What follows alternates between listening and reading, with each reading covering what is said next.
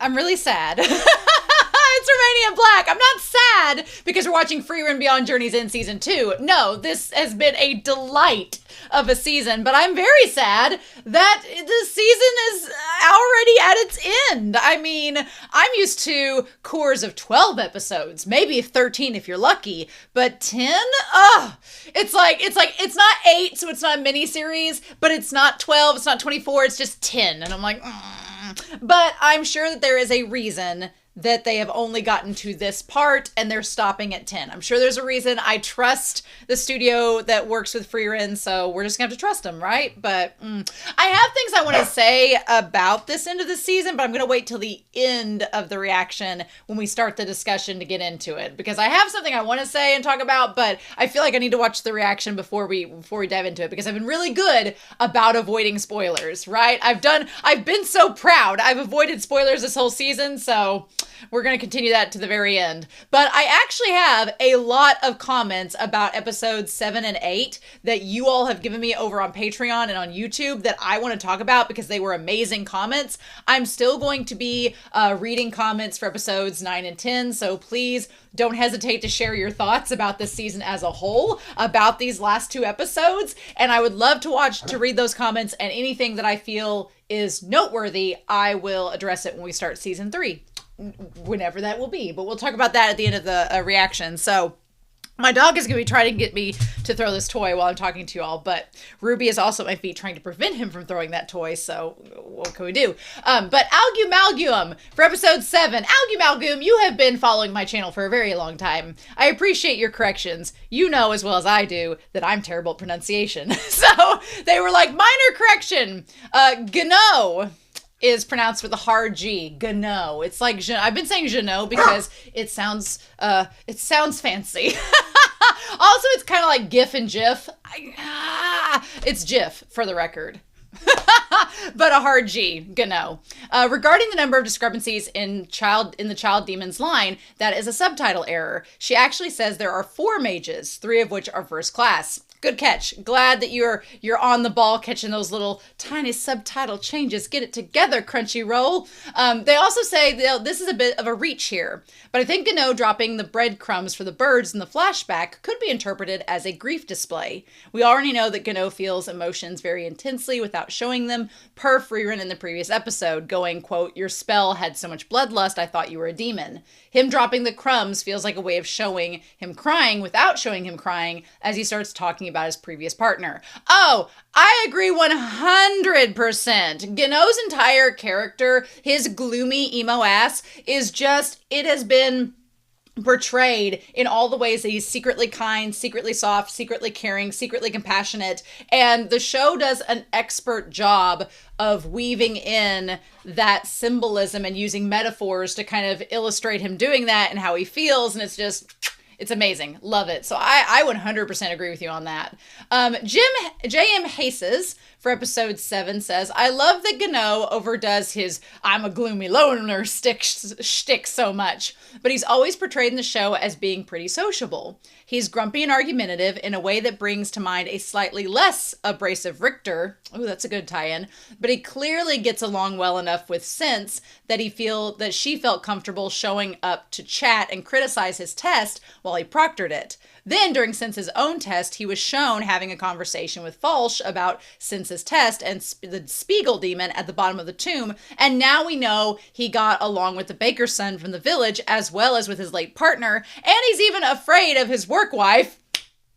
Work wife Methode. Methode is such a work wife. If you don't know what a work wife is, it's not an actual wife, but it's a wife that's like, you guys are very compatible, but you're clearly not married. It's your work wife. Methode is that.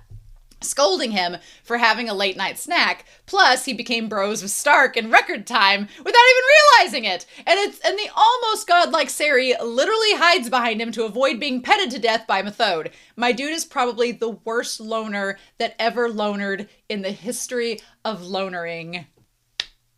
Thank you. I could not have said it better myself. That's so true. Yes, the worst loner who's ever lonered in the history of lonering. That's such a great point, though. For all that Gano does to try to portray himself as, I'm just off on my own, he's never off on his own. He's a magnet for people, and he just can't stand it. Like, just accept it, my dude. Just accept it. So, thank you so much, James Hayes. I really loved that comment, and now I'm going to call Methode his work wife, because she very much is. Now let's get into some comments for episode 8. Nago says, surprise, Methode's actually a battle-crazy mage from a clan of battle-crazy mages. Just that she seems to hide it well and actually enjoys the cuter things in life. Subtle giveaways. Her freaking staff is a halberd. Yes, absolutely a big freaking axe. The way she carelessly held the blue messenger bird by its talons. That's a good catch. Or the fact that she was the mage fighting Fern's copy, while it was open-ended if she defeated her Spiegel copy or the Spiegel copy vanished before having the final blow. That's a really good point from last season, that the fact that she was fighting Fern's copy suggested she was pretty freaking strong. I like how this show just gives little subtle nods to things like that, but it never comes out and says anything. If Frieren is anything, it is let me get this for him, a very show, not tell series. Right? Eve for episode 8 says, and Gano. I really like the parallels between him and Frieren. Both reluctant characters, Frieren, Gano, losing their sunshine boyfriends. Both trying to live by their example afterwards. Now all I need is Gano-centric spinoffs where every episode would start with the passage of time counting from his partner's death instead of Himmel's. Oh my God. Yeah. Yeah, that would be amazing. I would watch a Gano and Methode spinoff like that. I would be hook, line, and sinker. You give me 12 novels of it, 12 volumes. I'm here. I'm sat. I'm reading. I would follow Gano to the ends of the earth. I love this soft little loner, the worst loner to ever have lonered. Russell Gambardella, hope I said that right, says, I think Sari knows that Gano has a kindness within him. Her claiming the opposite is her adorable tsundere way of trying to cope with the possibility that Gano's kindness could put his life at risk too. There were a lot of people that commented about that, and I'm glad you all shared your perspectives on that. I agree. Sari, 90% of the elves in this world are tsunderes. And so I think that it is very, very telling that Sari doesn't want Gano to die, but like there were so many death flags in episode 8, she was worried that his kindness and compassion, even though he says he isn't kind and compassionate, would be his undoing. And then finally, Christopher Peterson says, not shipping Methode and Gano, and not shipping Frieren and Cyan, but you know what? I'm going to ship Methode and Cyan. Fingers crossed she's old enough. What if, oh my God, what if Cyan meets Methode and he's like, how old are you? And she's like 24 and he's like, and we're like, no, because Methode does seem like she'd be right up Cyan's alley, but I don't know. Christopher Peterson says, yes, I also wanted a bit more from the demon child.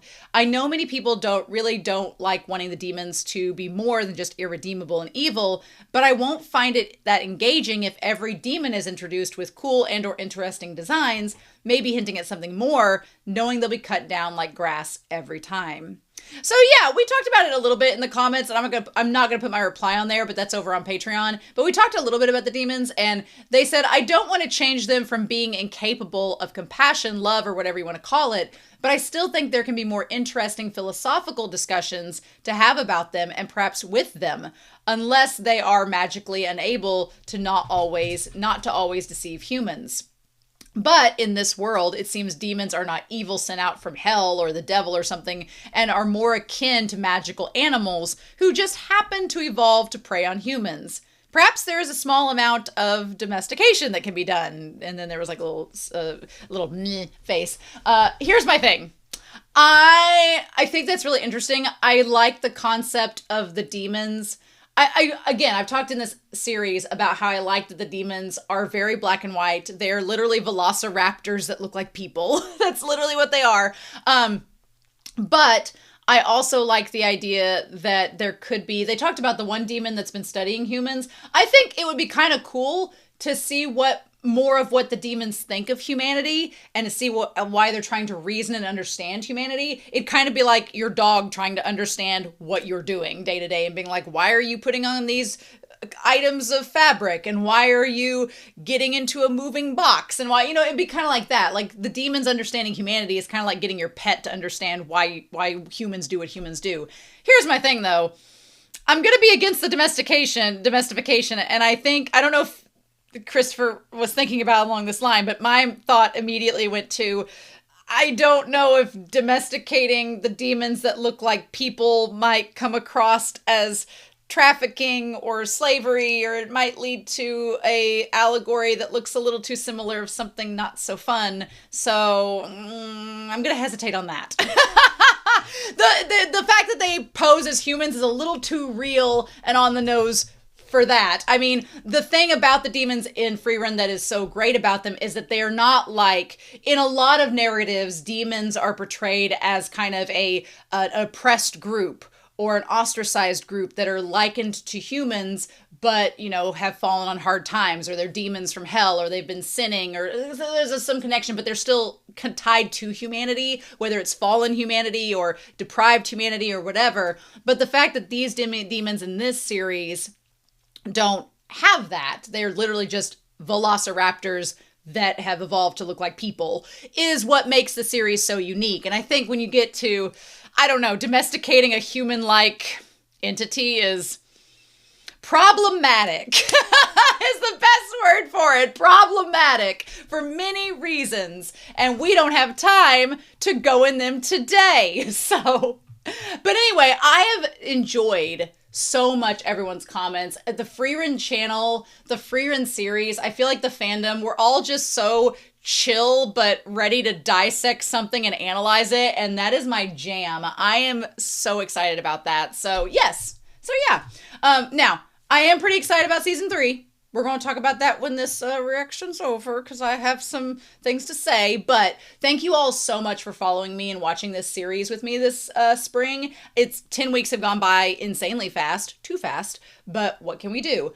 So please make sure that you comment down below with this video. Make sure that you like it, because it helps get this video circulating through YouTube, all that jazz. And then, you know, subscribe to the channel if you want to see some other shows on my channel, and also to be there when Frieren comes back. So, but in any case, we need to get started with this episode, you know? All right, y'all, I'm pretty excited. We are going to start Frieren Season 2, Episode 10. And we're going to get this thing started here in 3, 2, 1. And I'll see you all on the other side.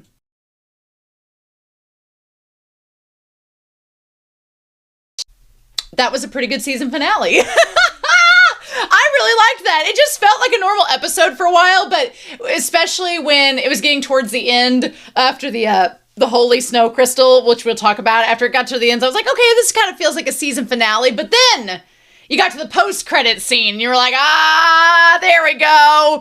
I was like, yeah, no, now it feels like a season finale. So what I wanted to tell you all is that everyone on Discord, everyone on Patreon, everyone on YouTube has been really good about not spoiling me about certain things, because sometimes people get really excited and they're like, oh, this arc's coming up or this arc's coming up, and I don't want to know that. I don't want to know that. I don't want to know arc names, because those are inherently spoilers by in itself. So everybody was being really awesome about it, and then I get an email from my anime list, and I was like, what's this email? And I open it up and it's like, did you know there's a new season of Frieren coming? So my anime list was the biggest spoiler, and I was like, really? So I am aware that supposedly we are not getting a new season of Frieren this October, but October of 2027, which I am completely fine with for a couple reasons. One, give Madhouse and the entire animation studio time to cook. Let them cook. Let them make the animation as great as it's going to be. If Dinkin's going to be walking in to face the final sage, I want this old man, I want every wrinkle to be animated to perfection. I want this old man to walk in with a flawless introduction. So yes, we're going to talk about Dinkin. But let him cook. Let Madhouse cook. And that's only like a year and a half. That's not that long. In the grand scheme of things, that's not that long. The other good thing was, I was like, man, I already have like 3 new anime coming out in October of this year. And I was like, where am I going to have room? So I'm fine with that. I'm good with that. I have noticed that, like with series like Jujutsu Kaisen and this series, the wait makes the hype real, and it makes it so much more satisfying. Makes it go by faster because I'm already at the end of both Frieren and Jujutsu Kaisen's like course, so I'm like, but it'll make it worth it. So I am 100% here for this. Really excited about season 3. Glad it's been confirmed. Glad we're getting it. We're setting up this Golden Land. I'm assuming it's called the Golden Land arc. I'm only assuming because of this episode they kept talking about Golden Land, and so I'm like, okay, I'm excited about it. The hype is real. I'm ready. Look, he may be old, but Denkin is he's not tall, but he is dark and brooding. And so I'm like, I've been going, he's not old man Yowie because he has a wife. He had a wife. But I'm like, look, you got me in with the dark and brooding. I'm all about it. So we'll see. But yeah, we need to talk about this episode. We need to get through this episode. We need to talk about it. I am going to miss this OP a lot. This OP was beautiful. And like I said, there is no missing with Frieren, OP, and EDs. I ducked out of here just long enough to go check in on the Discord for a hot second. And Anthony on Discord was like, I'm just now realizing that Himmel writing at the end of the ED is connecting back to episode 9. And I'm like, good on you. Good on you. Yeah, all the connections this season were really, really well done. So we finally get to meet the 2 guys that were the last 2 of the OP. We finally get to meet them as we split the episode in half. We first meet one guy, then we meet the other guy. 2 men that are very, like, native. I don't know if indigenous is the right word because I don't think they were originally there. The dwarf might have been, but I don't think the other guy was. He was an adventurer that kind of settled there. But regardless, they became lovers of that area. There's a big theme this season of Frieren about homesteads and about why we stay in the homes that we do. And I feel like it's a kind of a cool continuation from where the last season was, because in the last season, it was all about the party. Anytime we get a flashback with Himmel and the party of heroes, it was about going to these different villages and helping save the people and all of that. And in this season, we sort of give it another layer where we ask, okay, we've been to all these cities and all these towns and villages helping people, but why do they stay there? Why do they stay there when they're constantly in peril? And so this season kind of worked to establish why the people wouldn't leave. I mean, the Northern Plateau is huge, and it's kind of like, do you want to go from beast-ridden den village number 1 to monster-ridden village number 2? It's like, you just got to work with what you got. And these people set up homesteads and they develop communities here, and they don't want to leave those communities. And as someone that's from a rural area, that I've lived in this same area my whole life, I mean, the only time I've not lived in this area was when I went away for college for 4 years. But, it's home. And your family is here. And some people have that experience like I have, where you've grown up in this area, you know it, you like it. There's flaws to every area you live in, whether it's the city or the country. There's flaws, there's benefits. I have a positive reaction with it, and that's kind of why I stick around. I know people, though, that have a very negative experience with it, and they move far away and they never come back. And as long as you're happy, you can do either. If you're happy where you grew up, great. You don't have to leave. You can stay and build a community there regardless. But if you don't like it, you can leave, and that's totally cool. So it shows kind of the human experience by seeing the people that stay, the people that leave. Like Gano, for example. Gano left his hometown. Does that mean he didn't care about it when he came back? No. So I think this season has done a really cool job of establishing what home is.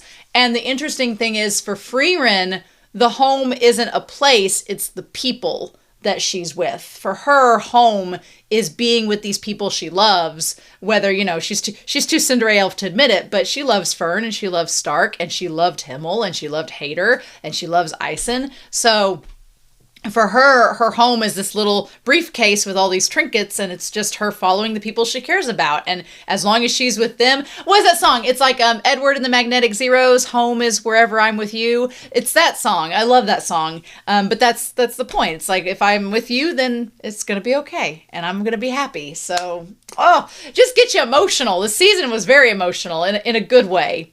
So yeah, so we get this canyon. I was definitely getting Oregon Trail vibes of how we're going to cross this canyon if we're going to take the long way around.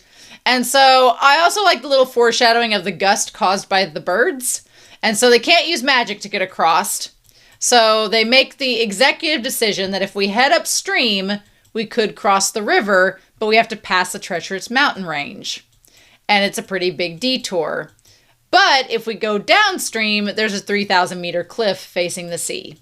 So, which, it doesn't sound too bad, but Frieren's like, there's really no way around it. We got to go the detour. We don't have any other means to get down, which she's watched Hunter x Hunter. She knows that you ain't scaling no rock sides. No, safely anyway. And that's when she remembers that, 80 years ago, this one dwarf was building a bridge. So let's go find him. So yeah. And it's the most, I want to start, I didn't start this screenshots with y'all, but we'll start it here because it literally is here in 3, 2, 1, the perfect little bridge. The perfect bridge. It's so cute. And to think that it took him by himself. I mean, I say by himself. He had help from the villagers a little bit, but 200 years to build this bridge is crazy. But I also like what the bridge represents to him. It's not just building a bridge. It's rectifying a regret that he had where he wasn't able to save his village because there wasn't a clear route to get help to him fast enough. So it's him trying to rectify that regret. It's also creating something that could benefit others in the future that will outlive himself, hopefully. It's a pretty sturdy, dang good looking bridge. It's got the stone foundation. It's got all the boards, everything. But it also represents that things that are worth it often take an enormous amount of time. And you do come across struggles. You do come across hurdles. Anything worth doing is worth doing well, but anything worth doing is also going to have a hurdle or two in it. So I liked that we got to see him kind of in the work in progress mode where he's like, I don't know how I feel about this. I don't know if it's going to work out. And he got the encouragement and the funds he needed, which we'll talk about, and was able to finally complete it. So there's a lot of wonderful little symbolism with it. And I loved that. So yes. Also, we get to meet this lovely character. And so Gehen, I would call him Geshin, but I think my brother was talking about Genshin Impact earlier when I was talking to him at dinner, and I was like, oh yeah. But Gehen, the dwarf who's been building the bridge for the last 200 years. Love that these dwarves are capitalizing on the facial hair. Love that for him. For being 200 years old, he doesn't have any gray hair. He's doing pretty good for himself. I don't know. I think what they say dwarves live to be like 400 or 500 years old. So he's like, halfway, maybe 300 or 400. Maybe he's, having a midlife crises here. But Gehen's really cool. I like him a lot. He has the same like sort of Ison stoic vibe to him, but he seems a lot more personable and you can get to know him a little bit more. Ison kind of is a little more isolated, which is interesting because Stark, everyone's friends with Stark immediately, right? And so Frieren's like, I couldn't help but notice you have this gorgeous bridge. Why are people not using it? Because this should be like a really very useful tool to get from one side to the other. And he's like, well, there's these birds.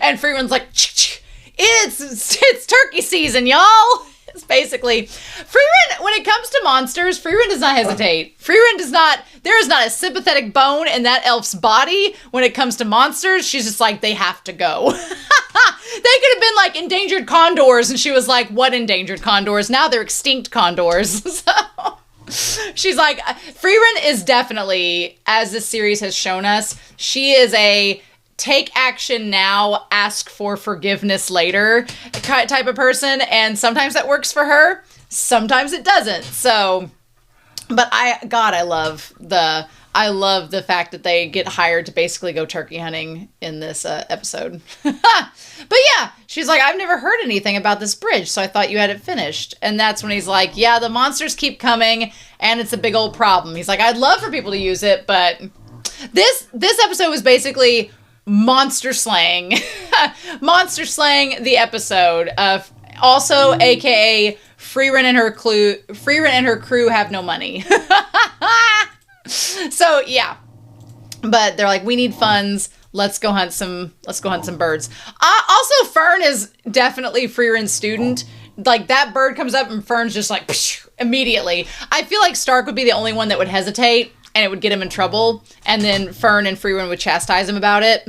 So there's a nest somewhere. This ain't This is not National Geographic, by the way. They're out to get these monsters out of the way. And he's like, can you do something about it? And of course, again, we talked about asking for payment because that's what Himmel would do. And he's like, well, all I've got, my thing is, he's like, I have a spell that lets you flip pancakes perfectly. And to see, which the little eye there kind of looks like a pancake, to see Stark's face, Stark is like, we're going to put our life on the line for a pancake spell. And Fern is like, we are putting our lives on the line for a pancake spell. So their reactions are so different. But my one thing is, do these giant, massive grimoires, not that it matters, Frieren's suitcase is like a Mary Poppins bag or a TARDIS, but like the grimoires, there's only like one spell they need. Could they not tear the page out of the grimoire with the spell and spare room in her bag? I guess it doesn't matter, but I just always thought that was kind of interesting. It's kind of the joke. You're doing it everything for this. And then Frieren's like, yes, we do want the pancake spell. I love this little shot where when she shakes the hand, Fern's like, yes. Look, I am like Fern. I am a foodie. If you told me a perfect pancake spell, I would probably get rid of a bunch of birds for that. I think that's fair. And Stark's just like, well, here we go again. So yeah, as they go along, she's like, be careful. I love that this entire mission is very dangerous. And Frieren's just like, well, we're going to do it. But they managed to make it to the nest. I love that Stark has gone on a journey this season. And again, I talked about it in the intro, but this series is very subtle. Very subtle. Like, so subtle. And the changes that happen to characters, what I like about Frieren is that Frieren is very show not tell, but also it doesn't hammer you over the head that this character's grown so much. Like some shonen that I've watched, especially as a kid, it would be like, and now I'm going to show you how much I've grown over this season and through their actions. Frieren as a series doesn't have to do that. It just, the actions happen, the characters grow, and you as the audience, the show treats you as intelligent enough to see the growth happen. And I really love that. I appreciate how mature this show is. I think my brother hasn't sat down and watched this show because he's like, well, it seems like it's just kind of like, he described it as boring, which I was like, what? But we have very different tastes. And he's just like, I don't know, it just seems like everybody's just so chill. And I was like, well, it's a thinking person's anime, damn it. And he was just like, okay. But I'm still trying to convince him to watch it. But yeah, it really does. The show does not treat you like you're a kid. It's a mature anime that is able to have like humor and action, but also the themes of it. It's speaking to my millennial soul, is what I'm trying to say. So then they're like, well, why did he build the bridge in the first place? And I love that we go back and see like how the fact that he got that far, and the fact that no part of me in any capacity would ever get on that to make it. So kudos to Gehen. I'm like, how? Just what? Wild. I also love, like, he had the logs that were leading up the path so he could get to the bridge to put them on there, like, to help move the logs by himself. That was really cool. Also love the fact that Eisen got to meet another dwarf.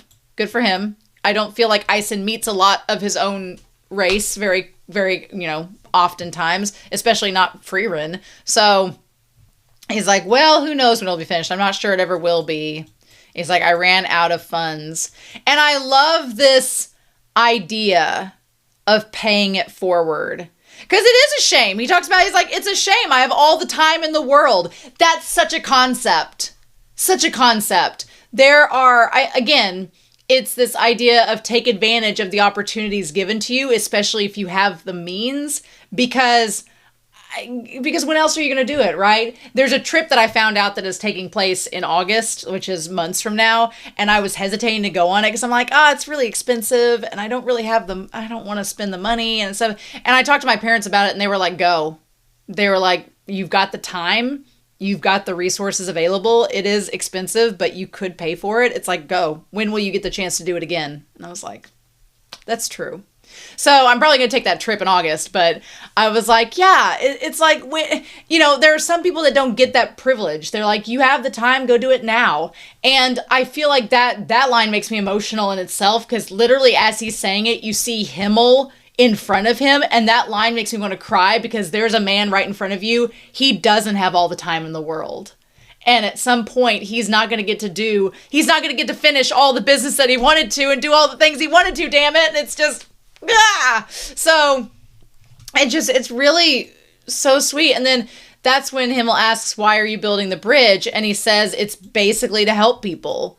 And it's to help keep, his village in the future from getting attacked again.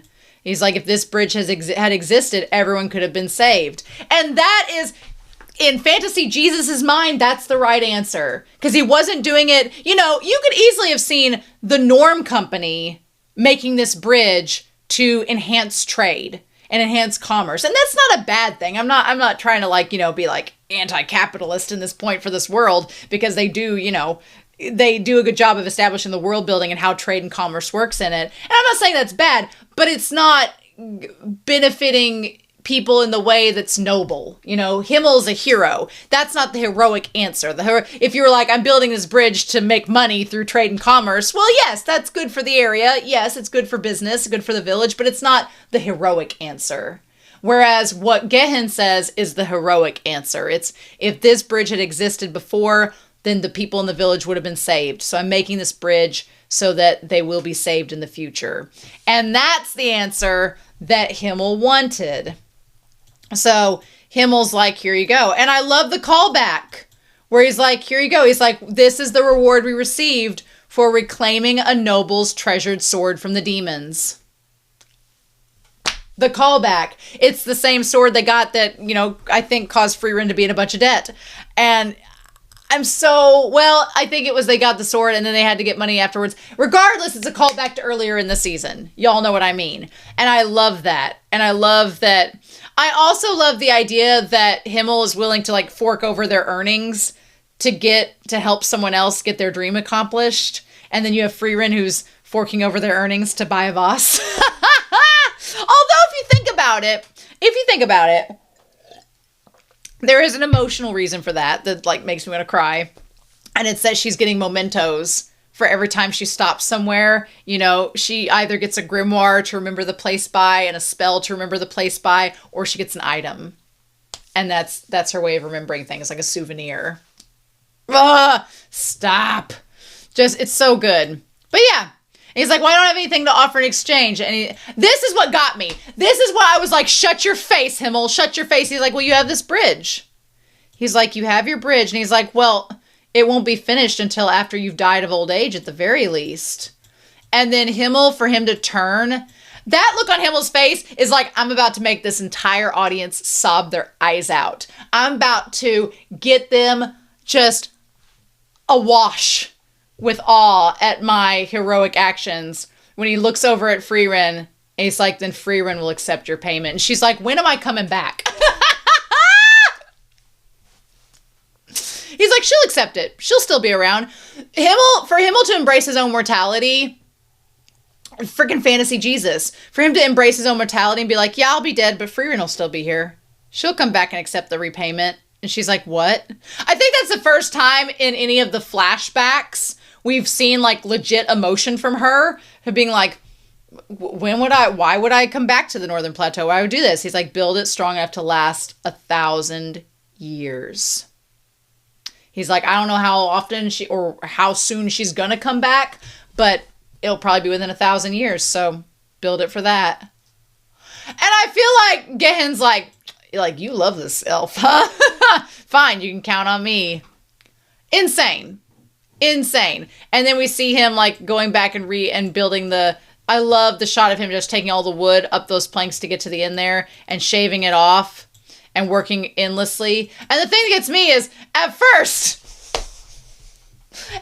I thought that these two kind gentlemen who have been on their way to a cabin in the woods just happened to stop by and see Gehen and help him out. And I was going to make a shipping joke. I was going to be like, oh, fancy these two just showing up, and I instantly ship them. And then, of course, we find out that they are part of a party.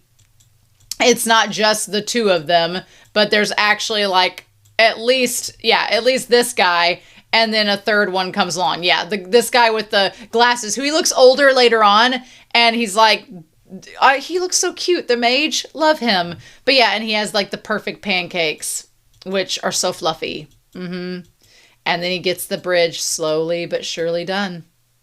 This right here, this feels like when somebody, it's either like when a drag queen's half done with her makeup and you're like, how is that going to? And then it's perfected. Or like when somebody's like, they have the line art done for a drawing and they're like, oh, it's nothing special. And then it immediately is incredible and like needs to be hung in the Louvre. And you're like, how'd you do that?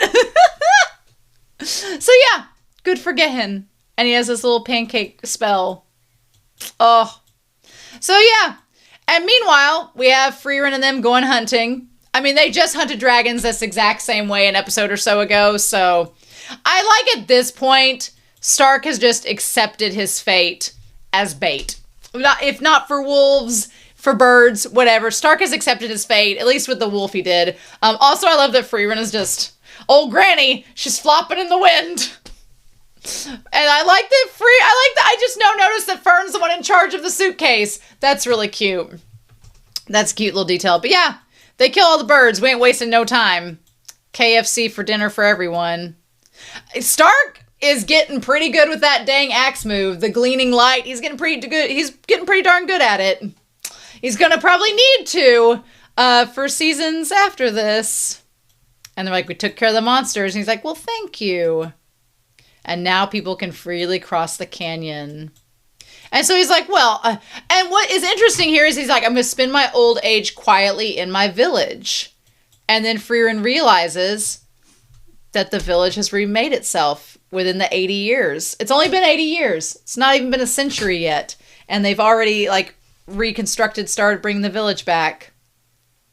I love that notion that, again, part of what the season has been about is time moving forward and time marching on. And I love this concept when he says, like, what? Did you think I was just going to be this old hermit by myself? He's like, no, my village has gotten rebuilt. It's fine. That was, that's what I expected. I love that. And they're like, this is great news. And he says, 200 years is more than enough time for a village to be built anew. Heck, you did it in less than 100. And I love her reaction. She's like, I see. Frieren, just this old mage, love her. But it's so inspiring, I think, for her to see that these places where she probably thought were full of despair have been slowly gaining back like this hope and this growth again. It's great. It's like, it's just things that go away can eventually come back if you give it enough time. So they leave on their quest. They get their perfect pancakes. This episode is called A Beautiful Sight, which is related to the holy snow crystals, which we'll talk about here later. But yeah, we're at the small snowfield. No, it's not really small, but not small like you would think. I love their little tent, the little traveling tent. They find all the places to put it up. That little kind of crevice in the rock formation there is really cute. But yeah, and also Fern is pissed because Frieren has used up all the money. Fern's like, I thought we talked about this. And Frieren's like, look, I might have a gambling addiction and I may be a kleptomaniac. Don't hurt me.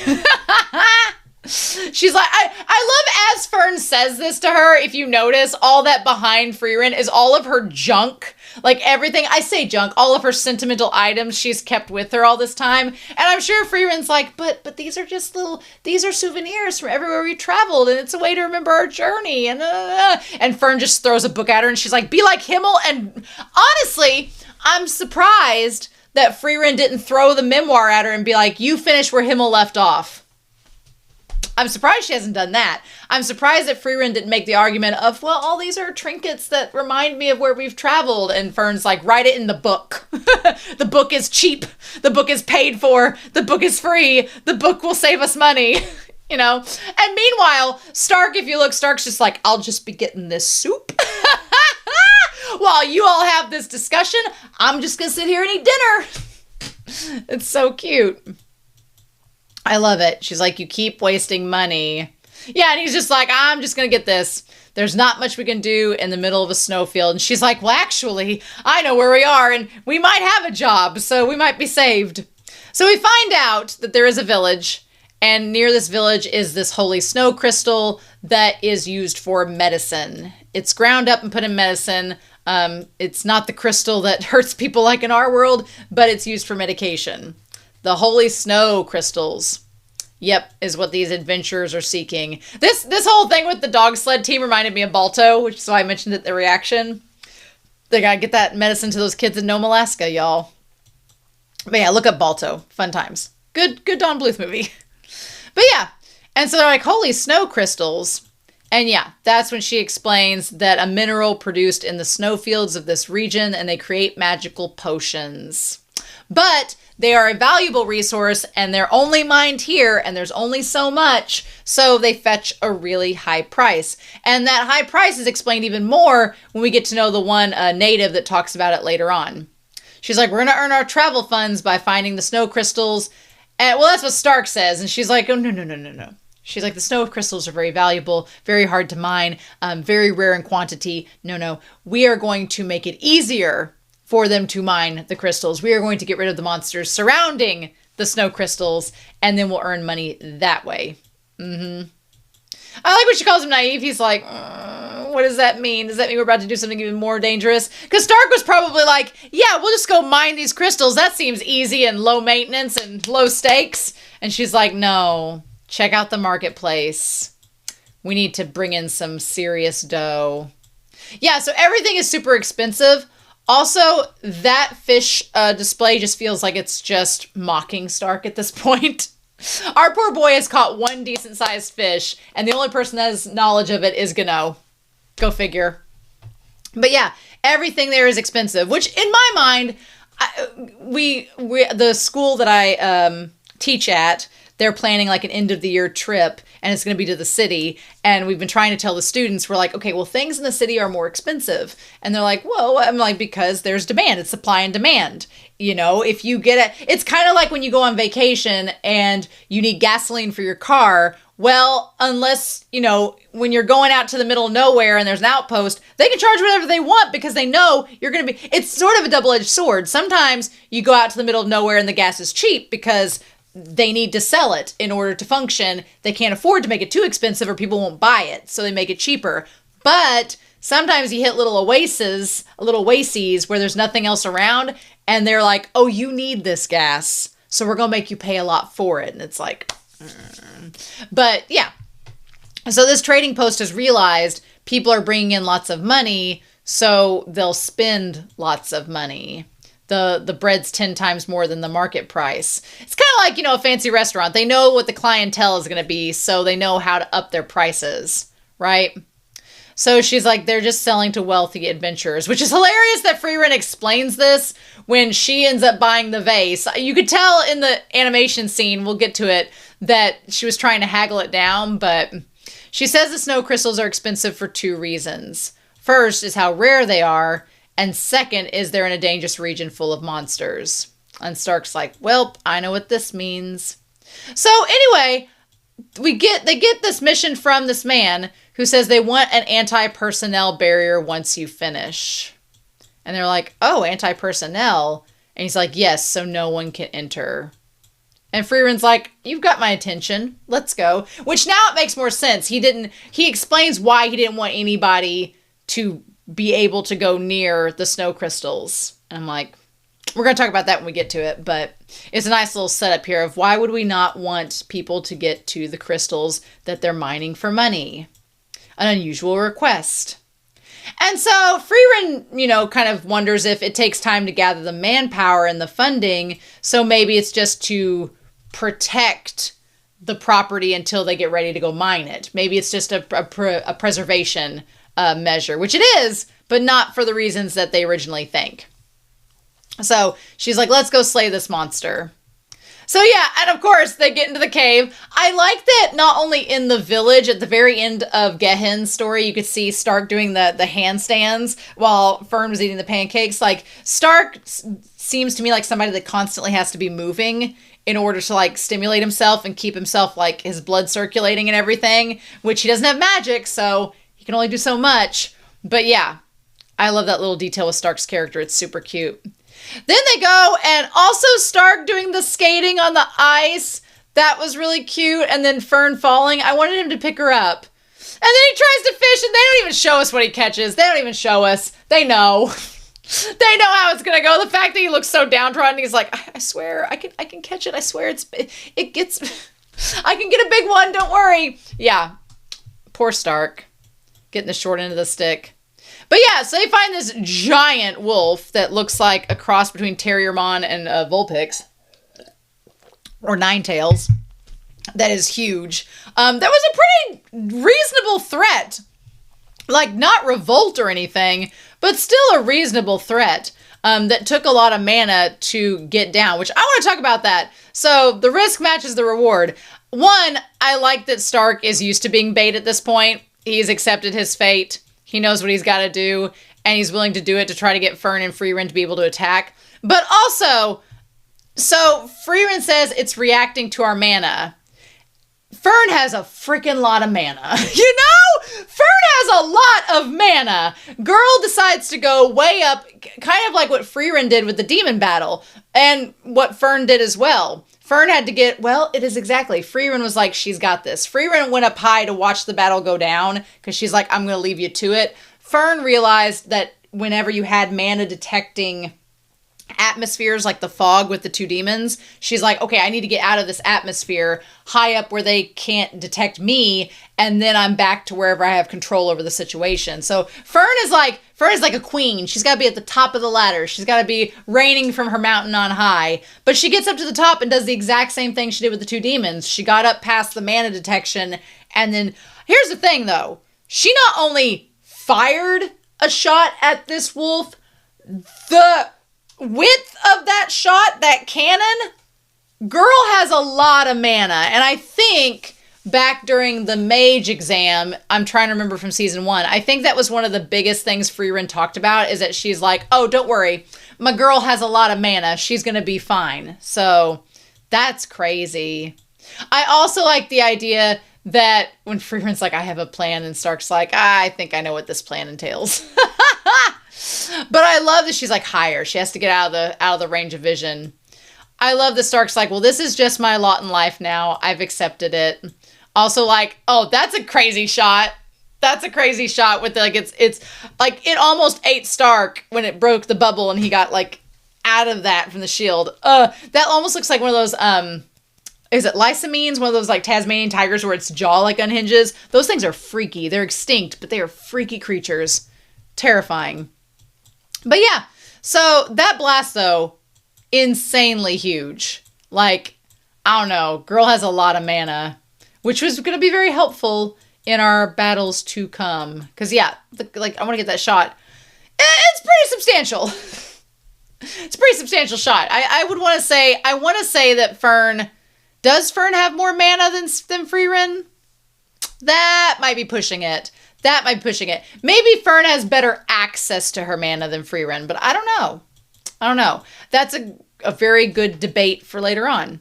So then we find out that they are surrounded, and I was starting to get a little worried because I was like, okay, how are they? It took all three of them working together to get through one, right?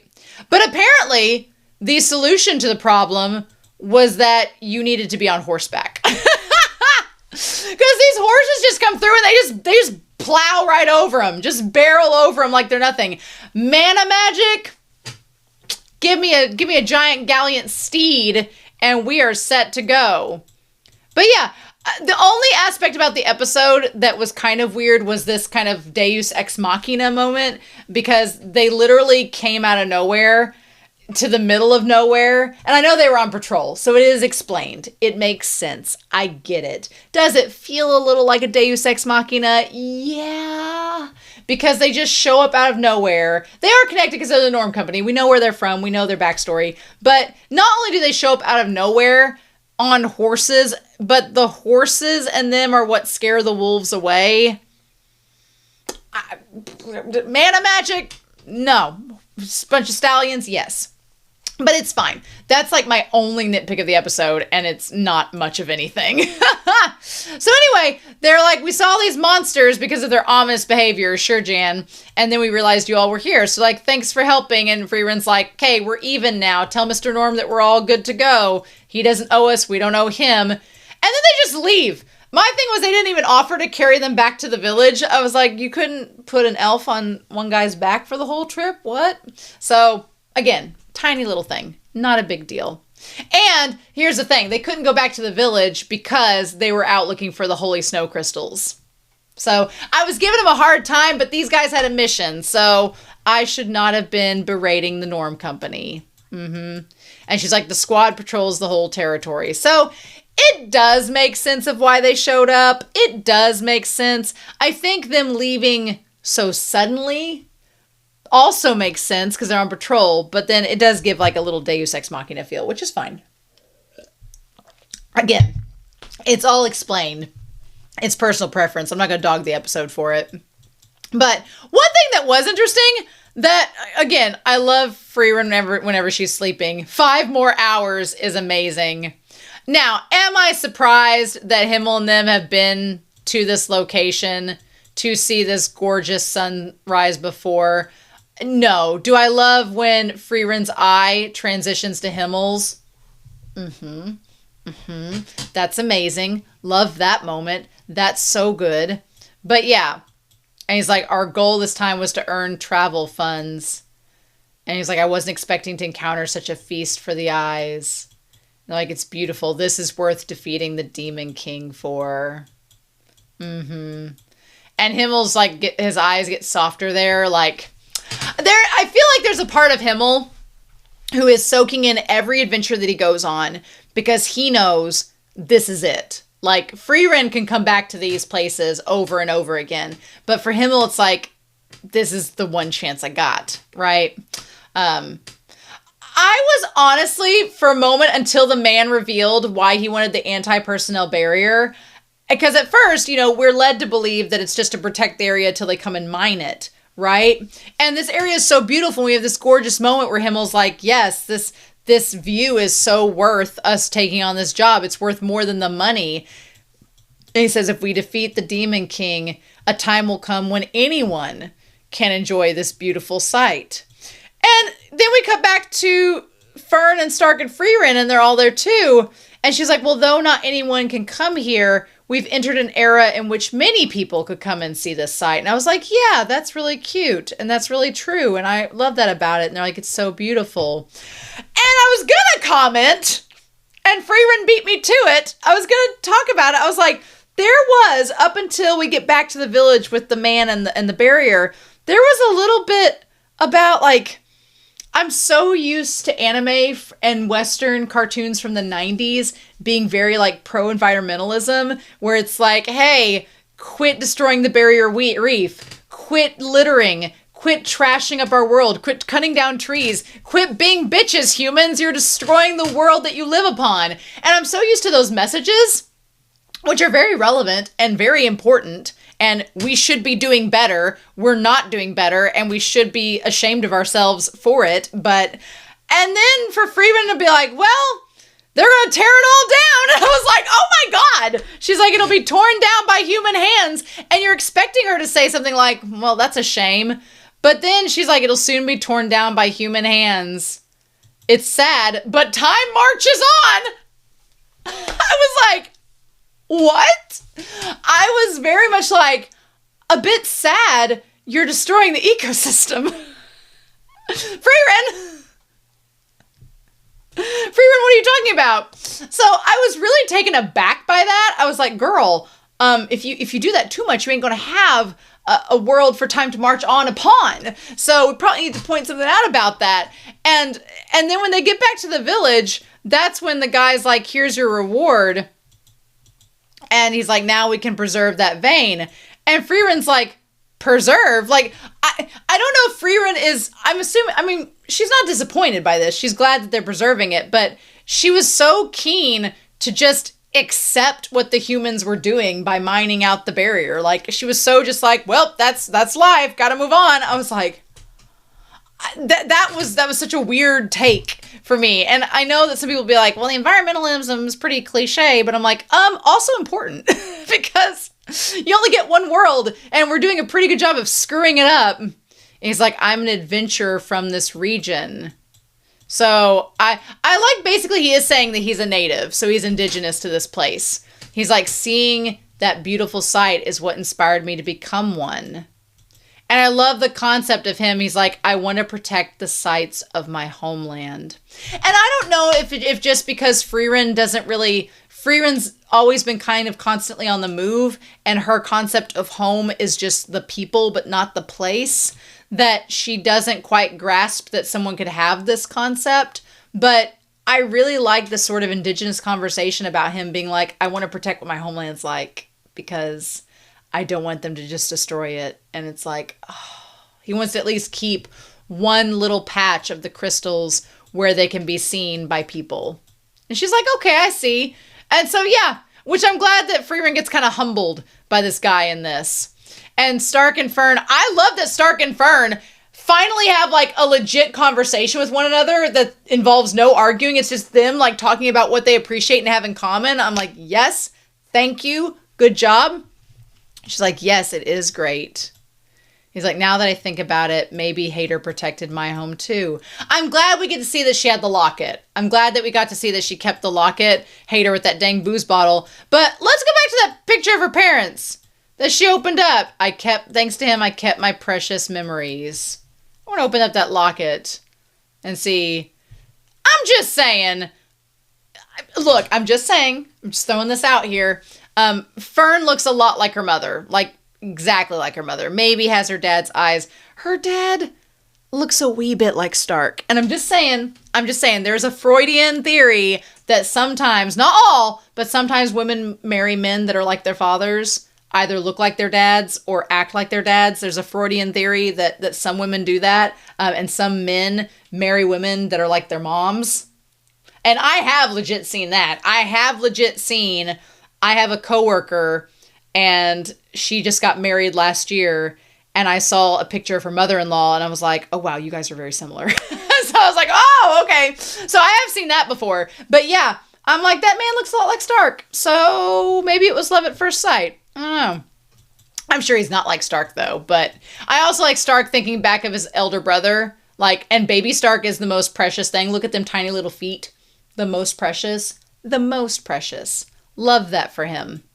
So yeah, you said it didn't matter, why I left home and you believed in me. And you're always encouraging me. I love that. He's like, why is that?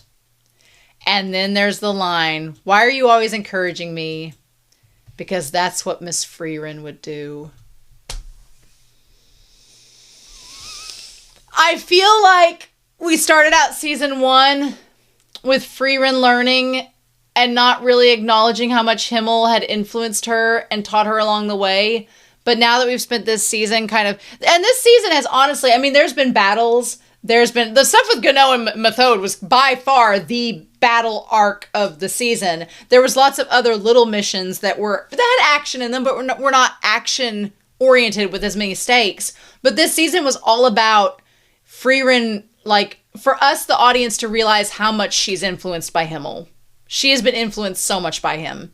And now that she has the memoirs, now that she's traveling, like, she is, and she's also taking on the mantle of passing on the lessons that he's taught her.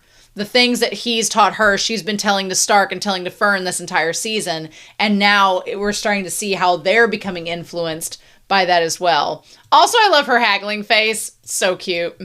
So yeah, we see the village, the indigenous adventurer. We see the snow crystals. Love that. She bought the souvenir, the vase. She's like, well, because it's only, you can't find stuff like this everywhere. I relate, Frieren. I relate. It's okay. And then, we get to cut back. She's like, well, that's why you're my student. I find it so hilarious that Fern wants the head pats that Methode was giving Frieren. Fern wanted them for herself. That's why she was jealous. And Frieren's like, I don't like head pats, but I'll give them out. Yeah, that's why you're my student. So yeah, then we see like what everybody's doing. We see Gehen in the village. and them helping to reconstruct it. We see them putting the roofs, like rethatching everything. We see the mines, how the Norm Company is going. We see the one village getting slowly rebuilt. We see where the people were buried, like there's having services. We see the little kids playing the demon stuff. That's really good. And then, just when you think it's over and they're off towards the Golden Land, we get Frieren Dinkin. And okay, so I forgot about Edel. Not gonna lie, I forgot about her. It took me a second. I was like, oh, she was in the maze that since she was in the second exam with Sensei, and she was with two other guy characters, and she ended up having to use the golem to get out. So she did not pass the exam, right? That's why she's a second class mage. So it took me a while. I was like, when I was watching the scene, I was like, okay, I know her. She was in season 1. So Edel, the fact that Edel has this ability to pass on memories, that's a really good, the only thing is it's only her memories. But the thing that's crazy is when she transfers the memories, she gets some of the person's memories that she's transferring to. And then if you were wondering who the other man is, she's an expert in mental magic. So like a psychic. The other guy is Lernan. Lernan is the very angsty apprentice to Sari. The one who, is kind of just stuck doing what Sari tells him to do, as is his lot in life. Yeah. So basically, she has memories of what she's seen, information she's acquired that would be useful. And when he gives her his hand, that's when she starts to, which look, Dinkin's been around for a while. He's got a lot of memories. So there's no telling which ones that she accessed. And then she gave him the handover of memories she had. Your job is to maintain and manage the barrier around the Golden Land. What a mission for a first-class mage. No big deal. No worries. I'm like, Dinkin, I liked you in season 1. Dinkin. I don't feel like you're going to let me down. Don't stray for your duties. You're one to talk, learning. And then, as he's going back, she's like, Dinkin, give up on visiting her grave. So is her grave in the Golden Land where the sage is, the sage of destruction is? And he's like, I know, but I'm going to go do it anyway. Yep. And that's when Learn's like, he intends to die, and I'm jealous. I'm like, dude, do not be jealous of this man with a death wish. But I think that Lernan is jealous because Dinkin has the opportunity to do what he wants. Dinkin has the opportunity to die the way that he wants to live life to the fullest the way that he wants to, and to pursue something like seeing his wife's grave that's like a noble, respectable final mission. And Lernan, who's stuck by Sari's side, unable to do anything, is kind of, a little jealous of that. I can't... Yeah, he's like, I'm stuck doing what Sari wants as her apprentice. Dinkin has the freedom to die the way that he wants to, And she's like, he's up against the last and strongest. Of course it's the strongest of the 7 sages. Why would we expect anything less? I like the ripple, and it's like in the coffee cup or the teacup. And what a very fancy sage indeed. His hair looks purple. Interesting. The mocked of the Golden Land. And he'll fight him to save his gold-turned homeland. The idea that his entire city is turned into gold is pretty crazy. But the score, him marching up to the side of the mountain, the epicness, only in Frieren can you get hyped to see an elderly man go and about to kick ass on a Death Wish final mission. I mean, in what other series that's going to focus on Dinkin? Okay. I'm set. I am set. I am excited. I can't wait. I've talked for almost an hour about this episode. Y'all, this is going to be a fun time. And I'm pretty excited to get to it with y'all. So anyway, October 2027. We got a long way. If I do see any comments that sound great, I'll hang on to them. I'm not afraid to do that. So please do me a favor. Give this video a like down below if you enjoyed it. Let me know your comments down below and hype it if you want to. I don't know how that works. And then subscribe as it gets closer to 2027 if you want to see me react to Frieren. I'm definitely going to do it week to week. Like that's... Frieren is one of those shows that I'm not even going to poll it. It's going to happen because I love this series so much. And season 2 built off of season 1 and I just enjoyed it so much. So... in any case, I hope you all have a wonderful week. Please stay safe, take care, and yeah, I'll be back very soon with more reactions and eventually more Frieren Beyond Journey's End. Bye.